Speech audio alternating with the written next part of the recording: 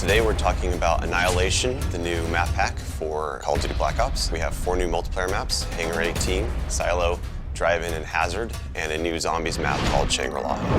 Hangar 18 is based in the highly controversial Area 51, and it has a lot of Easter eggs that play up the conspiracy theory aspect. Hangar 18 is a medium-sized map. It has a pretty classic multiplayer gameplay structure. All the paths lead through and around the hangar. It kind of caters for all game types. You've got your close quarters going through the hangar. You've also got some sniper points as well. Strategically, you want to hold down the hangar. If you can work with your teammates to really control the 4 main flow points, then you're going to dominate the map. Silo is based on a Russian underground nuclear missile silo construction site.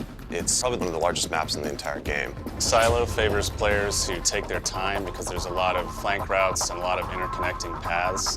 So players who are smart and use decoys and pay attention to the mini-map are going to be more successful. You can't really stick around in one place for too long because you're going to get shot from multiple angles. You really need to learn how to play the map, how the paths flow, and you need to stay on the move. Nuketown was a really hugely successful and popular map with Black Ops, and we wanted to do another map in the DLC that kind of emulates that style of gameplay. Drive-In's a fairly small map, but it does have a variation of battles. You've got the wide open area in the middle, the actual Drive-In itself, but then you do have close quarter battles down the side. So Hazard was inspired by one of our World at War maps called Cliffside, but it's a complete reimagining of it.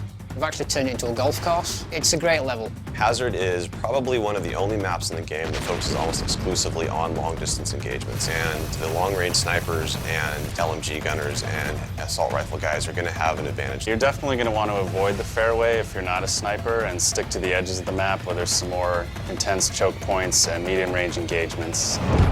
The story in Shangri-La is shrouded in mystery. I love to leave it up to the fans to derive their own ideas from it and also discover the facts that we put in there. I hope they really get the sense that we've taken this to just a whole nother level with the new weapons, the new environment, the new ways of getting around the map and things like that. There's a lot of holding areas, escape hatches, and things that let you get out at the last minute, which is a contrast to Call of the Dead, where it was a very wide open map. This is a much tighter map. Don't hold out too long. If things look like they're getting rough, get out of there.